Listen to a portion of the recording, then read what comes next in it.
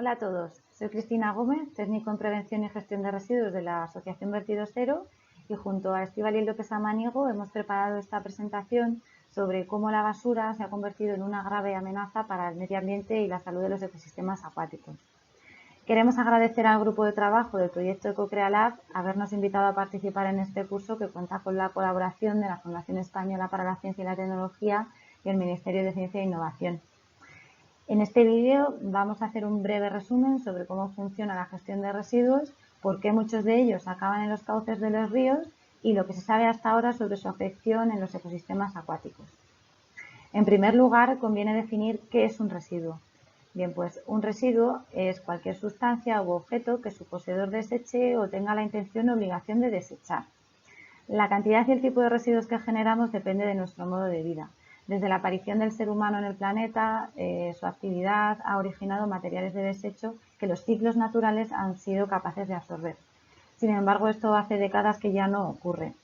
Entonces, cuando los residuos son abandonados y no entran en los canales de gestión correspondientes, es muy fácil que acaben afectando al medio natural. Entonces, ¿cómo llegan los residuos al medio ambiente? Pues bien, normalmente llegan por malas prácticas. En ocasiones hay deficiencias en la gestión de la administración que muchas veces implican problemas de logística. Otros motivos son las prácticas irresponsables por parte de cualquier persona que genera un residuo o aquellos sobre los que de forma equivocada se cree que se hace una correcta gestión. La falta de información y numerosos mitos dificultan las tareas de gestión, clasificación y tratamiento de los residuos. Entonces, cuando quedan fuera del sistema, fácilmente pueden llegar al medio natural.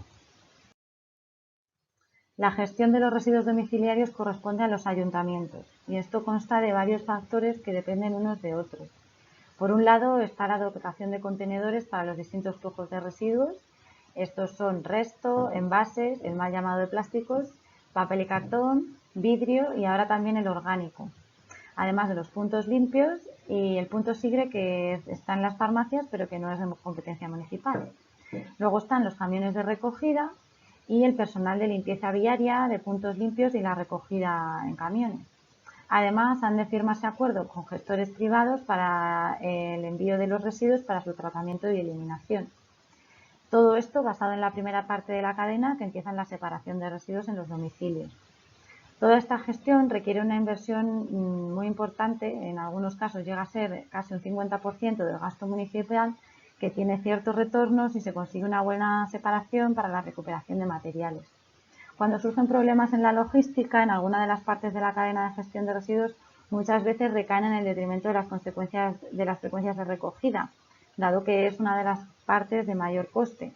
Estos suelen derivar de huelgas laborales, averías en vehículos o también por el aumento de producción de residuos cuando crece la población en algunas estaciones del año, fines de semana o grandes eventos.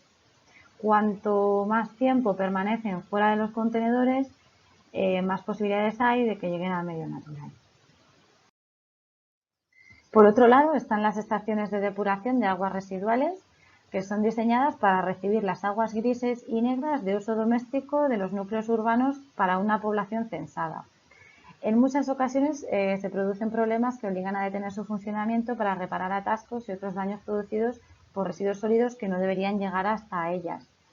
El uso inadecuado del inodoro, unido al hecho de que las redes de saneamiento y alcantarillado no son separativas, mezcla las aguas de los hogares con el agua de lluvia que arrastra residuos abandonados en las calles.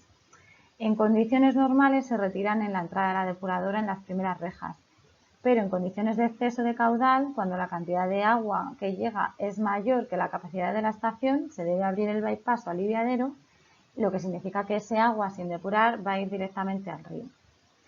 Este incremento de caudal ocurre cuando la población aumenta notablemente, sobre todo en zonas turísticas en verano o los fines de semana, aunque también ocurre por lluvias torrenciales. En los últimos años existe un problema muy frecuente de atascos producidos por las toallitas húmedas que se desechan por los inodoros. Los grandes atascos a la entrada de la depuradora o en las canalizaciones posteriores obligan a parar la instalación, por lo tanto ni se depura el agua no cumpliéndose los parámetros mínimos de depuración, ni se retiran los residuos sólidos que contengan, llegando directamente al cauce de nuestros ríos. Otro problema conocido son los vertidos incontrolados. Es habitual encontrar acúmulos como estos dando un paseo por algún camino, muchas veces cercano al cauce de un río. Normalmente pensamos, pero ¿cómo se le ocurre a alguien llevar hasta aquí una nevera, una lavadora, un saco de escombros, cualquier cosa? Pues bien, este tipo de prácticas es frecuente entre los gestores ilegales o bien por pequeñas empresas para ahorrarse los costes de gestión de una reforma doméstica, por ejemplo. El depósito de residuos de construcción y demolición, en ese caso, debería llevarse a un vertedero específico y para ello han de pagarse unas tasas que dependen de cada comunidad autónoma y que varían en función de la cantidad de residuos.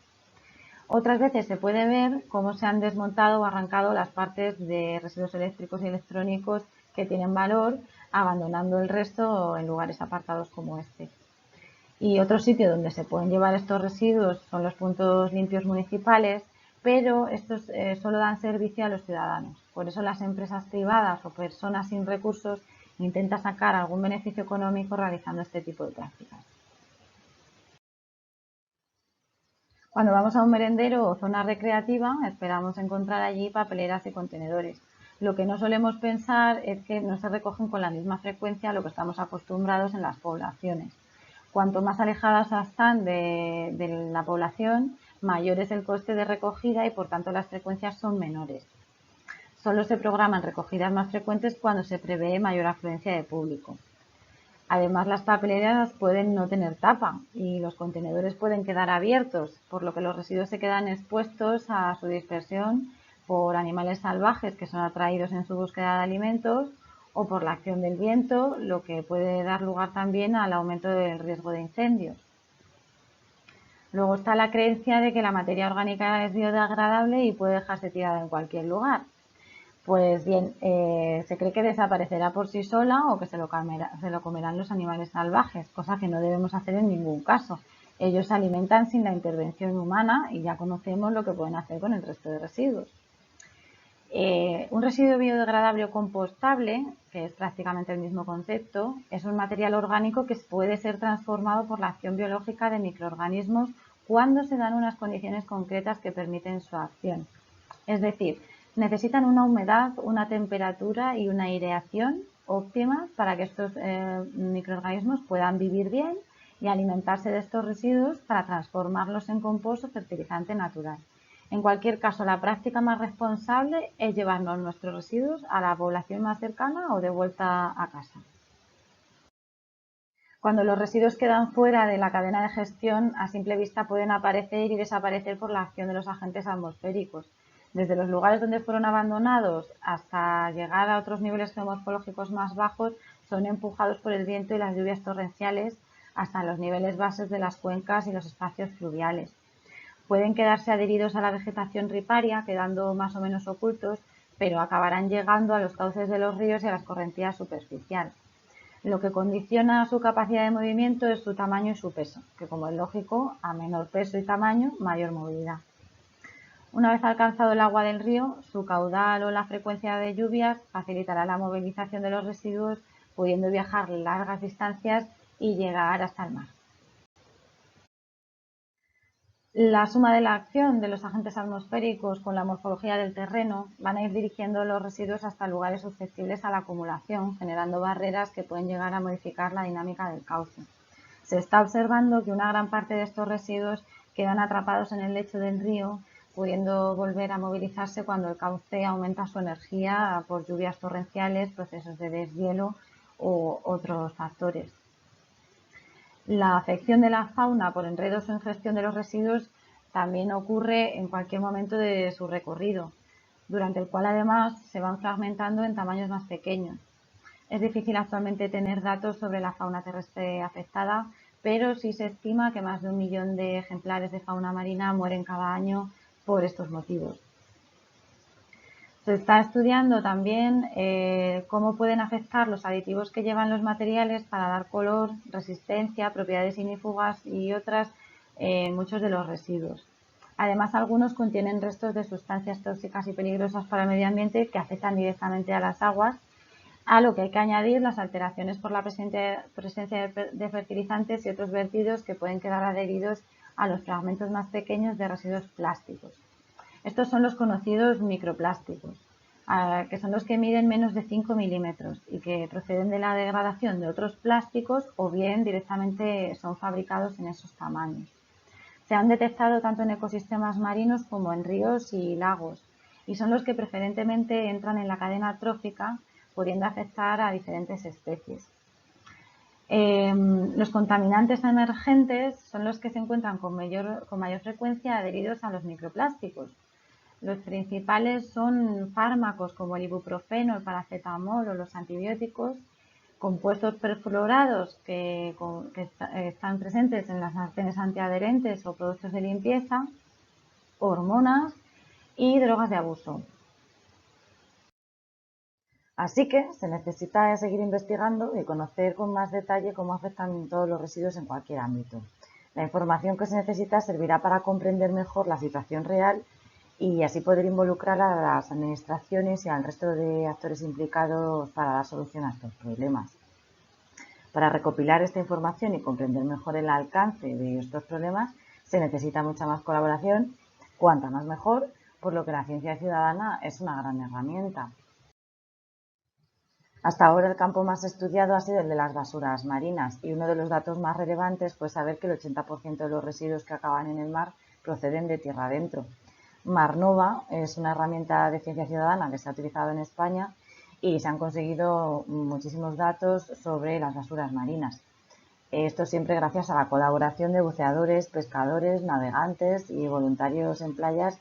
Se aportan una gran cantidad de datos al Programa Español de Seguimiento de Basuras Marinas del Ministerio para la Transición Ecológica y del Reto Demográfico.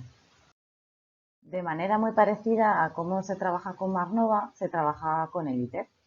A través de la toma de datos de las caracterizaciones realizadas por voluntarios y organizaciones en todo el país, se puede saber más sobre el tipo de residuos, cuál es su distribución, cómo se pueden haber llegado hasta allí, cuál puede ser su origen o cómo pueden afectar a la fauna. Dado que ese 80% de las basuras marinas tiene su origen en tierra y que la mayoría llega a través de los ríos, el estudio de los cauces y riberas tiene una especial importancia para la toma de datos. La ciencia ciudadana es parte vital para encontrar las soluciones. Espero que haya sido de vuestro interés y nada, quedamos a vuestra disposición para cualquier duda o consulta que podáis tener. Muchas gracias.